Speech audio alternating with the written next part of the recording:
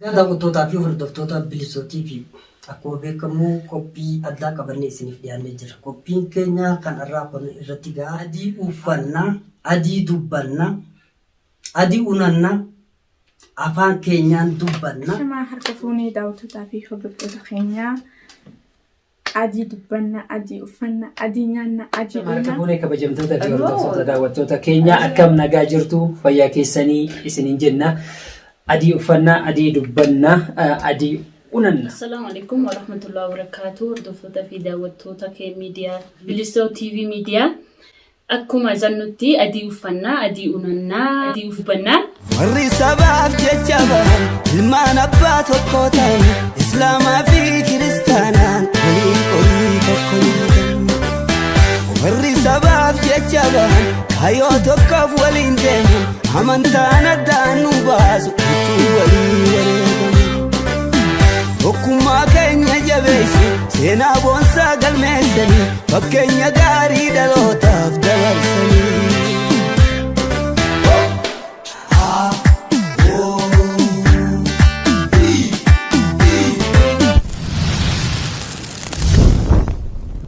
Shama harka fuunee kabajamtoota fi hordoftoota daawwattoota Bilisoo TV akkam nagaa jirtu. Egaa Oromoon tokko kutaa fi gandaan amantiin wali hin qoonnu mee nagaa gaafadhuuti gara sagantaa keenyaa deebina. Shama harka fuunee daawwattootaa fi hordoftoota keenyaa adii dubbannaa, adii uffannaa, adii nyaannaa, adii dhuunaa. Adii uffannaa, adii dhuunaa, adii dubbannaa. Ifatti dubbanna jechuudha. Biyyarra dhalanne irratti guddanne keessatti gadi jennee hin bullu. Amma booda amantii fi kutaa fi gandaa walii hin qoonnu. Oromoon tokko taanee mul'atu. Shama harka fuunee daawwattootaa fi hordoftootaa fi daawwattoota keenyaa adii dubbannaa, adii uffannaa. Oromoon tokkummaa gandaa waliin qoonnu, kutaa waliin qoonnu tokko taanee mirga keenya falmatu qabna. Arras borus taanaan duubatti hin deebinu jenna.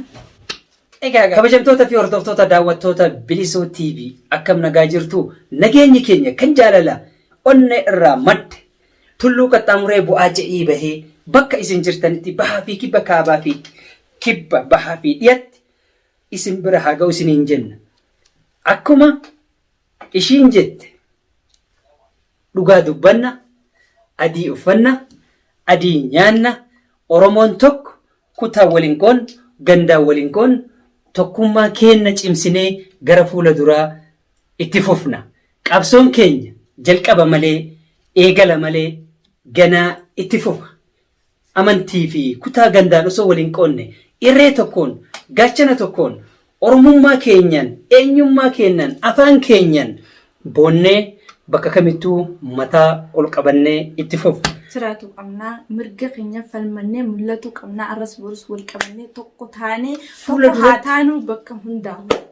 Kabahaa kaseensaa biyyoota alaa biyya keessaa bakka jirtanitti tokkummaan, jaalalaan, kabajaan wal qabannee, wal dandeenyee, waliif irra tarree, waliif obsinee tokkummaa keenya, jaalala keenya haa ibsannu isiniin jenna. Egaa waan amma deemaa jiruu fi waan nafxanyaan oofaa jirtu ija keessanii fi gurra keessaniin arguu jirtan kuni ka tokko nuun goone, kuni ka wal nun jaalachiifne, kuni ka walii nun galchine, maaltu waliif nu galcha jettanii yaaddu mee isin akka keessanitti anaaf gaafii mee isinillee gaafii mataa keessanii godha deebii anaa fi situ itti kenna. Akkuma adii uffannetti yeroo alagaan gaddu nuti wanti nu gaddisiisu tokko hin jiru. Amantii keenyan, afaan keenyan, aadaa keenyan, eenyummaa keenyan biyya keenya irratti, Oromiyaa irratti, biyya irra dhalan irratti guddanne irratti hin cunqurfamnu. Eenyummaa keenya ni calanqisiifna, afaan keenya ni barsiifna, afaan keenya ni dubbanna. Ammas dhaamsi keenya dabalataa bateena dhadhaa warqii qabdu kana nu saamuudhaaf jecha lafuma teenya irratti nu ajjeesu, lafuma keenya irratti nu miidhu. Maal balleessine nutu Gondar dhaqe moo Gojjam dhaqe? Kanaaf hundi keenya ka dur wal dhabbee qabnus, kan dur waliin mufannus waliif gallee, wal jaalannee, wal kabanyee tokkummaa keenyan eenyummaa kennan oromummaa kennan yoo waliif galle bakka barbaanne gahuu dandeenya isiniin jenna. Kun immoo dhaamsa kenna. Egaa kabajamtoota keenya akkuma isin jennetti amantaa fi kutaa walii hin qoodinaa bakka jirtan hundattuu tokkummaa uumaa wal qabadhaa wal jabeessinee wal jajjabeessinee wal qabannee mirga keenya ibsatu qabna isin jecha isinillee yaada kanarratti hundaa. Egaa walii galan alaa galan jette Oromoon nuti tokko dhiiga tokko jasada tokko gara wal finnu hin qabnu. Kanaaf egaa kabajamtoota fi hordoftoota Bilisoo TV wal duraa duuban kan isiniif dhiyeessinu ta'a. Kana qofatti hin dhaabbatu. Maaliif yoo jettan alagaan nuuf hin rafne nutu rafutti jira. Rafuu hin qabnu bakka jirru dammaynee walii galuu qabnu. Namni walii gale alaa gala akkuma Oromoon jette san jechuudha.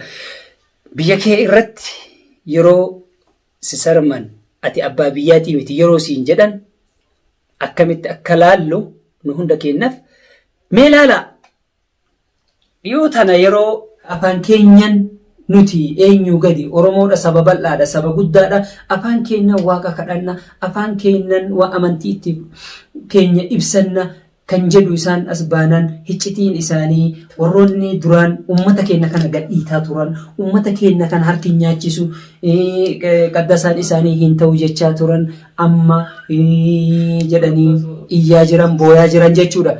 Kun afaan keenyan yoo qaddan afaan keenyan yoo kadhanne waaqa tokkicha kadhanna akka itti amannu kadhanna namuu homa itti amane kadhate jechuudha. Wanti afaan Oromootiin dubbatamu maaltu isaan gubachiisa maaltu isaan aarsa. Kun immoo nama hundaaf immoo ummanni keenya jara qofarra laaloo osoo hin taane bakka jiru hundi keenyayyuu eenyummaa isaatiin oromummaa isaatiin cinaa dhaabbatanii afaan isaaniitiin akka qaddasamu afaan isaaniitiin akka godhatamu gochuun dirqama ummata Oromoo hundaati. Keessattuu afaan ni guddate afaan keenya jechuudha. Egaa yeroo gabaabaa keessatti gara afaan Oromooleetti ni jijjiirama jedhanii jiran. Afaan Amaariffaatiin barreeffamee masaafni isaanii sun karaa afaan Oromoo ni jijjiirama. Uummanni keenya yoo tokkoome yoo walii gale yoo wal jaalate yoo wal kabaje kanatu dhufa. Yoo daran kana caalaa wal qabanne akkanatti yoo wal qabannee deemnee bakka kamuu ga'uu dandeenya. Egaa haga qophii biraatiin walitti deebinutti hanga makiyyaan nagaa dhaamadheetiin jira. Atis nagaa waan dhaamattu yoo qabatte dhaamadhuuti nagatti jedhu. Akkuma maameen jedhutti maamee yaada xumuree jira. Yaanni anillee yaada dabalataa xiqqoon qaba. Yaanni dabalataan isiniin jedhu uummanni Oromoo bakka jirtanitti harka wal qabattanii yaada keessan tokko gootanii hirmaattanii waan kana itti fuufaa afaan Oromoo afaan keenya ta'a jettanii ofitti amantanii dalaguu qabdaniin isiniin jaa. Arras borus Oromummaan itti fuufaa qaamsoon Oromoo itti fuufaa isiniin jaa. Hanga isin gammaddanit inshaallah rabbiin achi nu hagaruun isiniin jaa. Assalamu alaikum warahmatullahi wabarakatuh. Oromoon galaana irra dhangalaa. Tokkummaan keenya cimee itti haa fufu isiniin jenna. Kan hordofaa jirtan Bilisoo TV irraayyii nagarra nuuf jiraadha. Hanga qophii biraatiin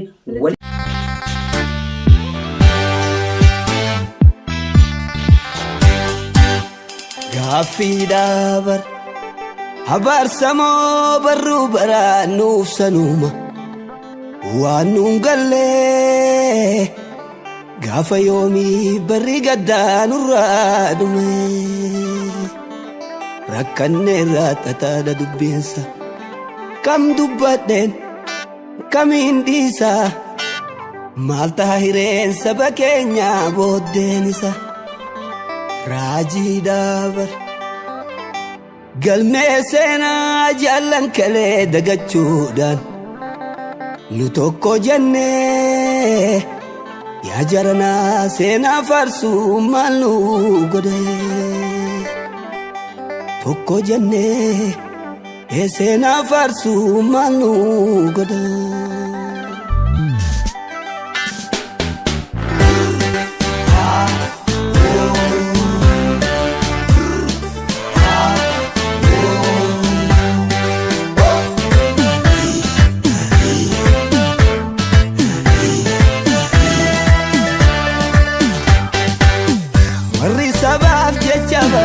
ilmaan abbaa tokko ta'an islaamaa fi kiristaanaa qaban kaayoo tokkoof waliin deeman amantaan addaan nu baasu utuu walii wareegaman tokkummaa keenya jabeessi seenaa boonsaa galmeessanii fakkeenya gaarii dhalootaaf dabarsanii.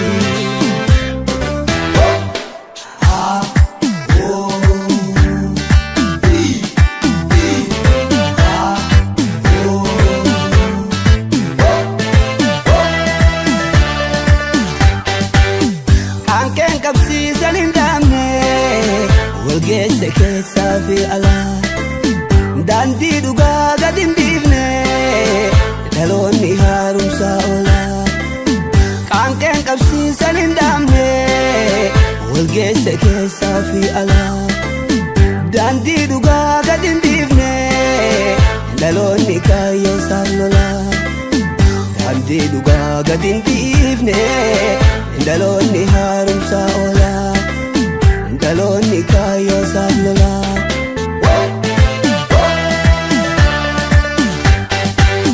Qeerroon sanyii Taaddasaa fi sanyii Alamuu Qixxeessaati.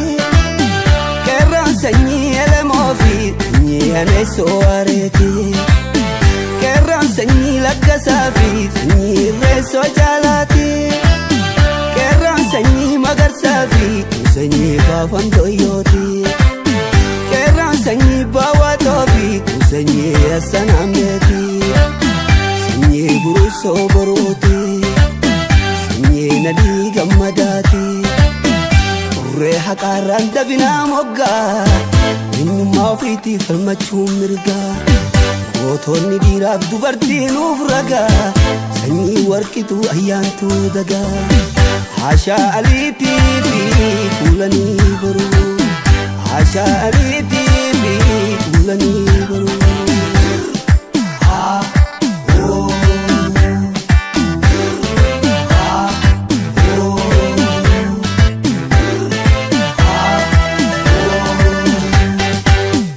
Akka ati adamsaadoof sanyii abboomaa mitikuuti. Akka abdii mamma qopheef sanyii Mustafaa Rawweeti. Akka Ibrahim Baadiyyaaf sanyii Yoosef Gammachuuti. Akka Daadhii Galaanii fi sanyii Haacaaluu Hundeessaati. Akka Eebbisaa Addunyaaf sanyii Usmaayyoo Muusaati. Sanyii Hambisaa Sooleeti. Sanyii Jaatanii Aliiti. Qeerroon sanyii goototaati.